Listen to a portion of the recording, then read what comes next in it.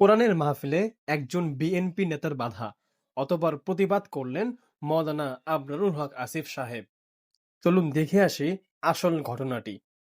ঘটনাটি দেখার পরে আপনারা কমেন্টে আপনাদের মতামত জানাবেন এবং বলবেন যে মাওলানা আবরারুল হক আসিফ সাহেবের প্রতিবাদ করাটা কি আসলেই যুক্তিসঙ্গত। আমি কি কোনো দলের কথা বলেছি? আমি শুরু থেকে নিয়ে অবমাননা করেছি।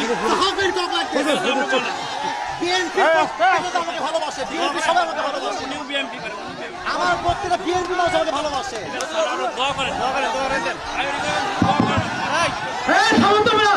সবাই থামো, দোয়া হবে,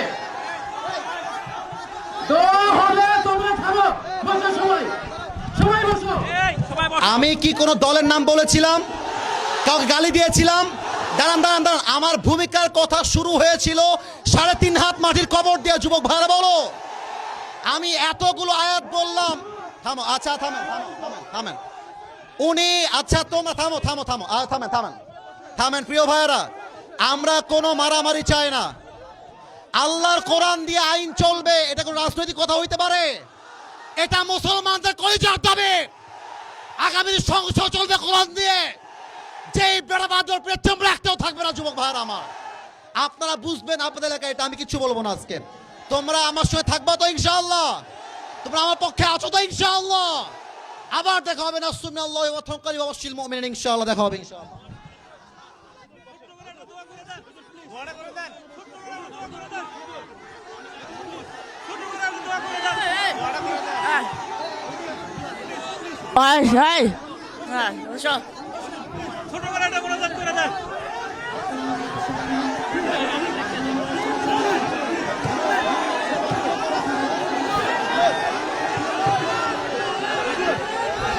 সবাই বসে, সবাই বসে, দোয়া হবে, সবাই বসে, দোয়া হবে,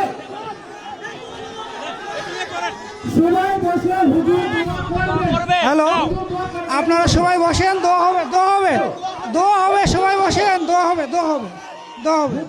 এখন সবাই ওনার উপরে খাপ মানে আচ্ছা আচ্ছা, আপনার পেছনে, আপনার পেছনে, আপনার পেছনে যান, আপনার পেছনে যান, পেছনে পেছনে পেছনে। এই যুবক ভাইরা, সাইড দাও। ঠিক আছে ঠিক আছে ঠিক আছে ঠিক আছে। আপনার নাম কি? হারুন আহমেদ। ঠিক আছে, আচ্ছা মাইকটা অন করেন, মাইকটা অন করেন। যুবক ভাইরা থামেন, আপনার কথা বলতে পারেন। আমি বলছি কেউ বলবে না। Mike man, mike off. আপনার মাইকটা অফ থাকবে। আমি কথা বলছি। যুবক ভাইরা, আমি বলি ক্ষমা চাওয়া লাগবে, ক্ষমা চাওয়া লাগবে, ক্ষমা চাওয়া লাগবে। এখানে মাইক দেন ওনাকে। মাইক আমি সামলাইতে পারবো না।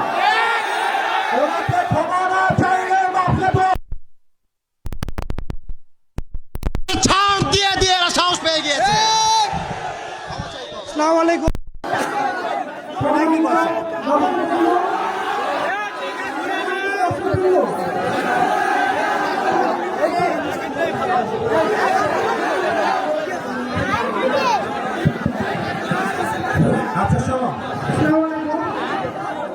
সম্মানিত শ্রোতার অডিয়েন্স ভাইরা, আমরা আন্তরিকভাবে দুঃখিত। হুজুর আমাদের প্রধান মেহমান, আমরা তাদেরকে সম্মান করে নিয়ে যাচ্ছি। আলহামদুলিল্লাহ, যিনি কথাটা বলছেন,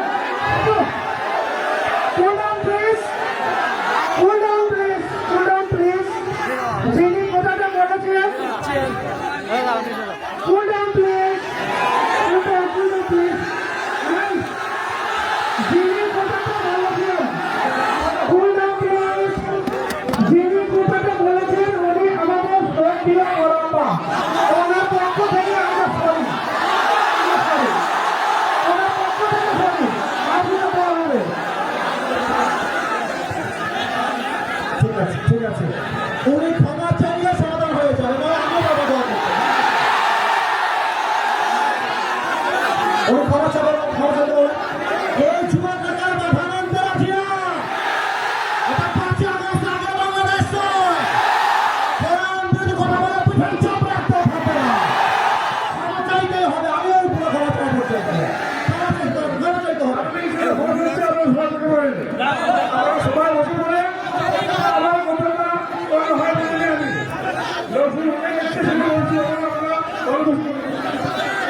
কথা ভালো করে বুঝাই বলেন, বাংলা কথা বলেন, কেউ বুঝতে পারছে না তো বলবেন।